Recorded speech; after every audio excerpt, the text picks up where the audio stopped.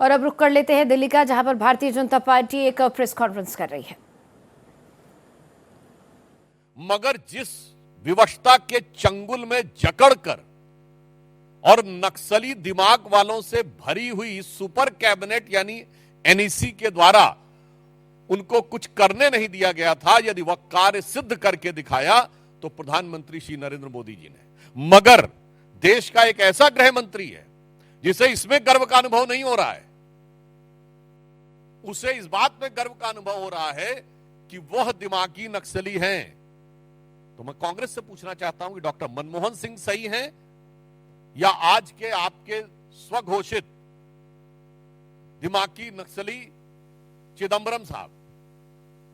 और ये पी चिदंबरम साहब वो हैं, इनके लिए क्या कहा जाए, जिस यूपीए के पशुपति से लेकर तिरुपति तक रेड कॉरिडोर बना था, 180 से अधिक जिले नक्सलवाद से प्रभावित हो गए थे। दंतेवाड़ा में 2010 में सीआरपीएफ के इतने बड़ी संख्या में 75-76 जवान शहीद हुए और उसके बाद राजधानी के एक नामी गिरामी विश्वविद्यालय में खुशियां मनाई गई। ये होता है दिमागी नक्सली।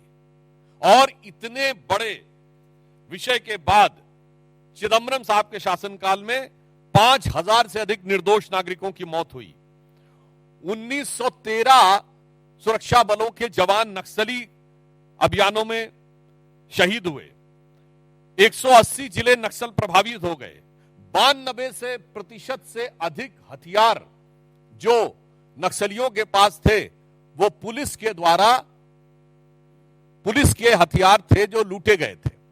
और याद करिए 2009 में उस समय प्रमुख नक्सली नेता किशन जी ने कहा था 2030 तक दिल्ली पे हमारा कब्जा होगा। मगर आज वो 180 नक्सल प्रभावित जिले शून्य पर आ गए हैं। मगर उसके बाद भी उन 180 जिलों में भारत में सामंजस्य दिखता था और यहां पर समस्या दिख रही है। मैं ध्यान दिलाना चाहता हूं कि वो दंतेवाड़ा और वो झीरम घाटी जहां पर खून की नदियां बहती थीं, चिदंबरम साहब और कांग्रेस पार्टी,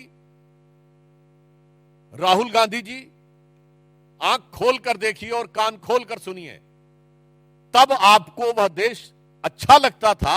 और आज गृह मंत्री अमित शाह जी के कार्यकाल में यह परिस्थिति बनी है कि बस्तर में लगातार 2 साल ओलंपिक हुए हैं।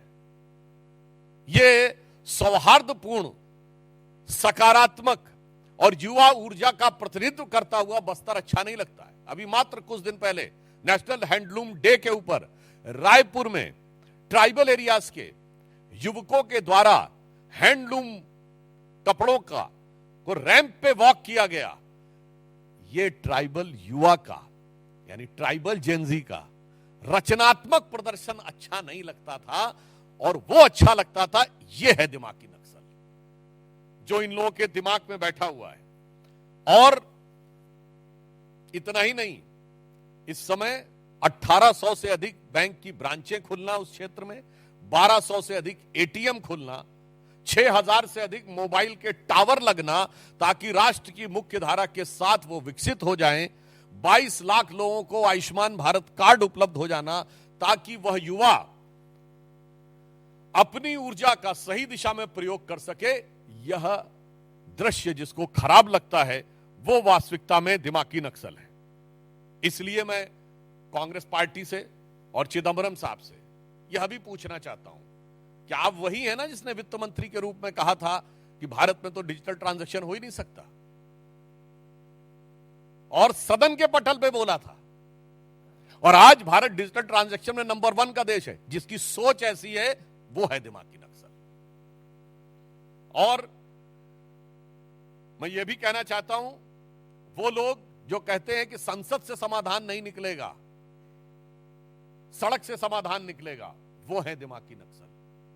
जो ये कहते हैं कि संसद में रेजिस्टेंस से चीजें तय होंगी, वो है दिमागी नक्सल। और ये यूपीए सरकार की super cabinet national advisory council के सदस्य रह चुके हैं। इसलिए हम यह भी बताना चाहते हैं कि वो कालखंड जब इस देश में इतनी विपरीत परिस्थितियां थीं और आज एक सकारात्मक वातावरण बना है ट्राइबल एरियाज में, वह जिसको सही नजर नहीं आ रहा है वो वास्तविक अर्थों में दिमागी नक्सल है। और मैं यह भी बताना चाहता हूं कि एक दौर में जब भारत में इतने जिले प्रभावित थे वो तो अपनी जगह की बात है, उससे बड़ी बात यह है कि भारत के तमाम विश्वविद्यालयों में बैठकर उनको नैतिक और बौद्धिक समर्थन दिया जाता था।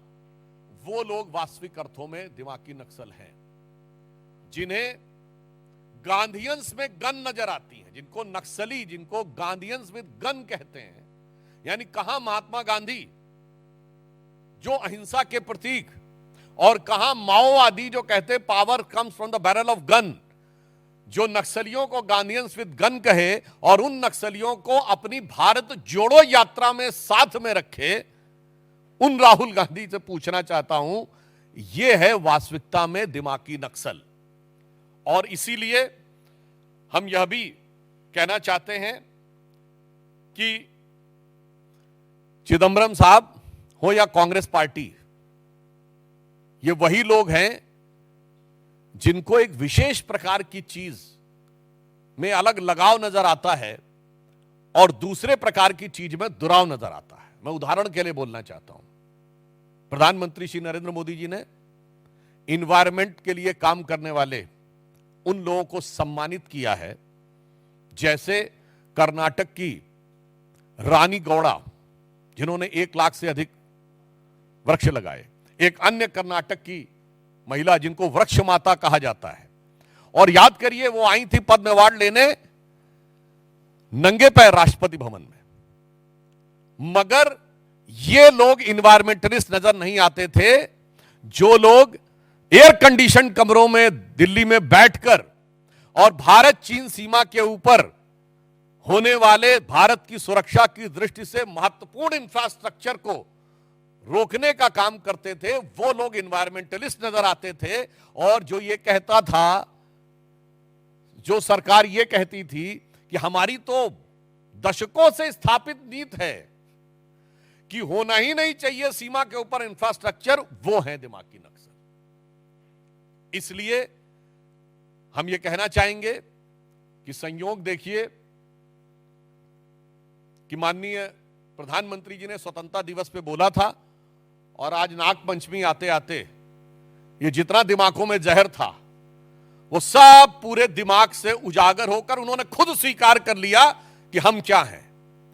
तो मैं सिर्फ अंत में यह कहना चाहूंगा कि माननीय प्रधानमंत्री जी ने जो संकेत दिया है यह बहुत सहज और स्वाभाविक है। इसके लिए किसी को दिमाग पे जोर लगाने की जरूरत नहीं है, सिर्फ आंख खोलकर देखने की जरूरत है, उसे दिखाई पड़ेगा कि दिमागी नक्सल कौन है।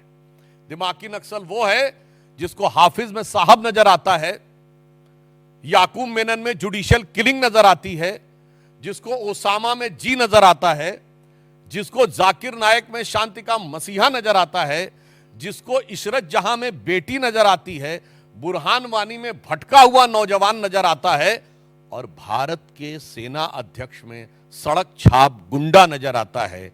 यह है वो दिमागी नक्सल। और आज हर भारतीय को इस चीज को सिर्फ आंख खोलकर देखने की जरूरत है और कान खोलकर समझने की जरूरत है। स्वतः समझ में आ जाएगा, और उन लोगों ने जब स्वयं स्वीकार कर लिया है तो हमें लगता है अब किसी प्रकार का कोई संदेह या किंतु परंतु किसी देशवासी के मन में नहीं रह गया है।